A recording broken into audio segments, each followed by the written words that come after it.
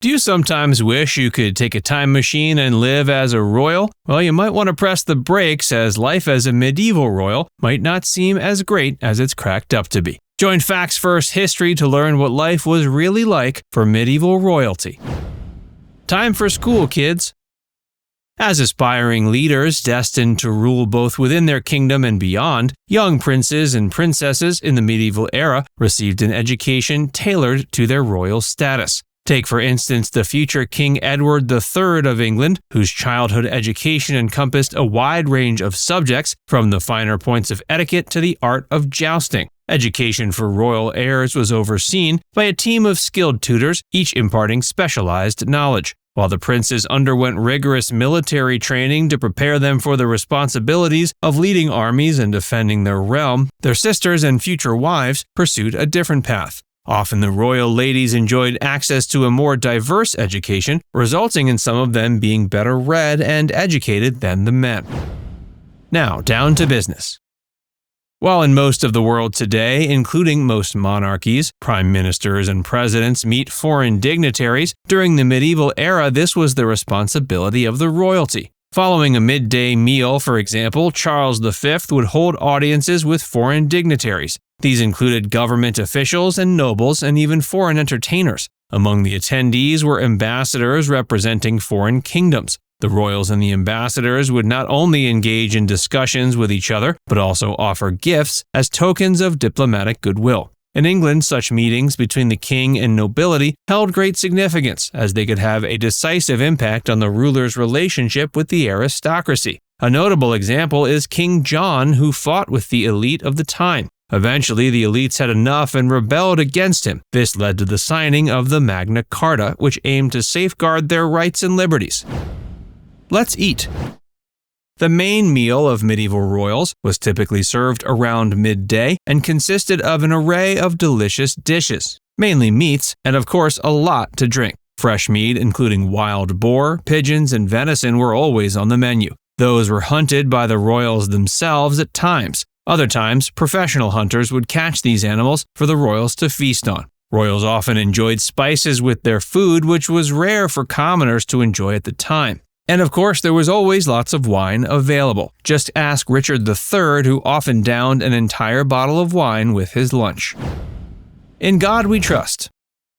The cultural life of the royal court always revolved around religion. Religious ceremonies and practices were always a part of a royal's daily routine, regardless of their ranking. Even today, the King of England has the responsibility of being defender of the faith. Events like the coronation were religious ceremony, and as you can see, these traditions have continued to this day. These religious events not only demonstrated the king's or queen's devotion, but it also made clear that the monarch had been granted the right to rule by a god. The courtiers and attendants also actively participated in these religious activities. Royals encouraged their people to be religious, and often entire populations converted to new religions after the monarchs converted. Likewise, many populations were saved from forced conversions when their monarchs fought to defend their religion. Many religious works of art were financed by the monarchs. Many of the hymns, works of literature, sculpture, and of course paintings that we still enjoy today are thanks to the patronage of medieval royalty. Marriage. So how did marriage work for medieval royalty? Could the dashing prince just point to a princess he liked and marry her? Well, not quite. Marriages among medieval royals were often arranged for political purposes. It was also crucial for them to be of the same religion. As a result, royal marriages weren't simply about love, but about keeping the order. A royal couldn't simply marry whom they chose, and they may have had to abdicate if they did. Even today, among many European royals, there have been controversies when a prince marries a commoner. The union of two royal families through marriage strengthened political ties. It also ensured that their right to reign would continue for many generations more. The religious aspects of these marriages were intended to further solidify the faith. What's your sign? Astrology was a huge part of the daily lives of medieval royalty. Astrology was taken seriously and was considered a science during the medieval era. Kings would often consult astrologers when they wanted to make political decisions. Likewise, even during marriages, astrologers were consulted to see if two potential partners would be a great match for each other. Astrologers were often called when a battle was imminent. They'd be consulted to see if it was the right time to start a battle or to declare war. Let me give you some advice.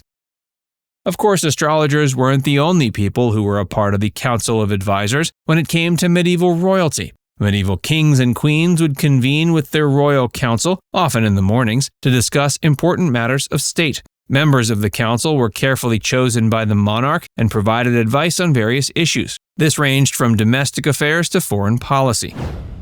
On which side does His Majesty dress?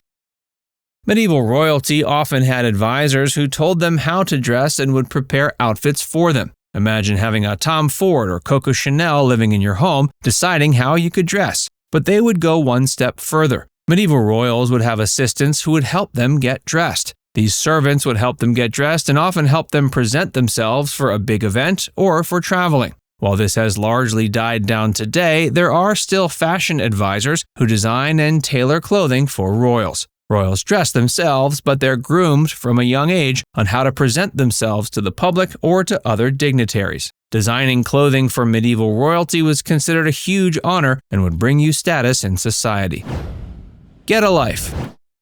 So, was life for medieval royalty great or not? On the one hand, medieval royalty clearly enjoyed many of the luxuries that commoners didn't. But common people today in the Western world have luxuries that medieval royals didn't have. Any of us can order food online and get a variety of dishes, for example. Most of us can choose who to marry, and even many royals today marry outside their culture, whether it's Harry and Meghan or a Scandinavian royal marrying an African royal, and so on. This was rare and frowned upon largely during the medieval era. There were also many responsibilities that came with being a medieval royal. While kings enjoyed luxury, they were also responsible for leading their soldiers into battle in many cases. Today, most European royals are symbolic and have limited powers and limited responsibilities, but still enjoy many luxuries. Royals like the Monaco monarch and the Liechtenstein monarch still have a lot of responsibility and duties towards their people. These monarchies have continued their traditions. Other countries, like Serbia, didn't have an active monarch since the country is a republic. But there is a Serbian royal family, and there are discussions for them to establish a monarchy and be more involved in the country's matters. Life for medieval royalty was luxurious, but also had many responsibilities and many restrictions. Now it's time to hear from you. Would you want to get into a time machine and live like a medieval monarch?